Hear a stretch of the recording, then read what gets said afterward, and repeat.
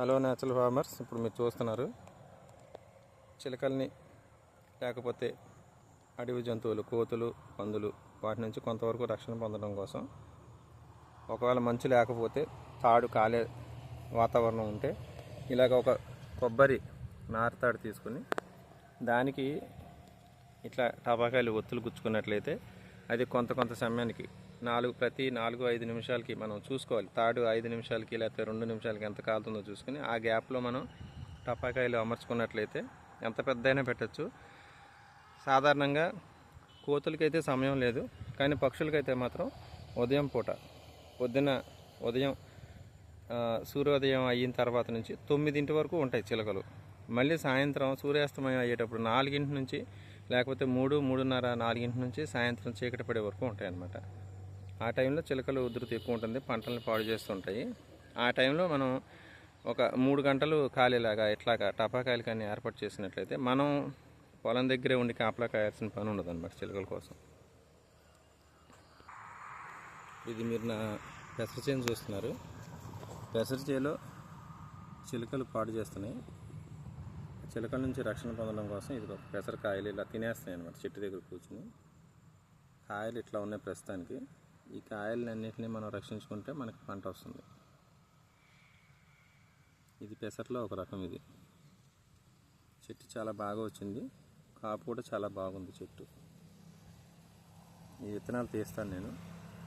విత్తనాలు తీసి మళ్ళీ వచ్చే సంవత్సరం వరకు దాచించాలి. చిలుకలు ఎట్లా తినేసినాయి అంటే మీరు చూడవచ్చు, కింద కాయలు పడిపోయి ఉన్నాయి. ఈ చిలుకల కాయలన్నింటినీ కూడా చిలుకలు తినేసినాయి అన్నమాట. చెట్టు దగ్గర కూర్చొని ఇగో ఈ చెట్టుని కిందకు వంచి, చెట్టు నిలబడిన చెట్టుని కిందకు వంచి ఎన్ని కాయలు పాడు చేసిందో చూడండి. ఇట్లాగా చేనంతా పాడు చేసినాయి చిలుకలు. ఒక చిలుక కాదు, కొన్ని 10ల సంఖ్యలో 100ల సంఖ్యలో ఉంటాయి చిలుకలు.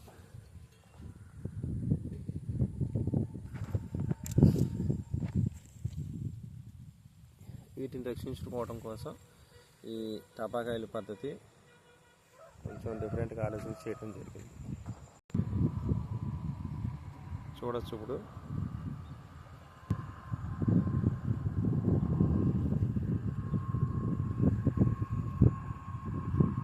వచ్చి దాని దగ్గరికి వచ్చింది.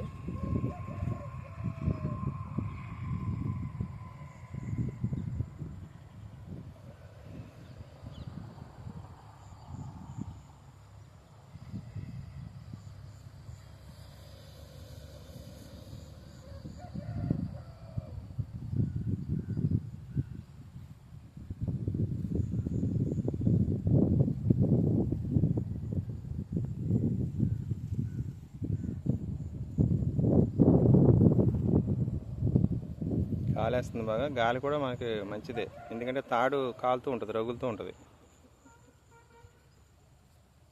తాడు తొందరగా ఆరిపోదు.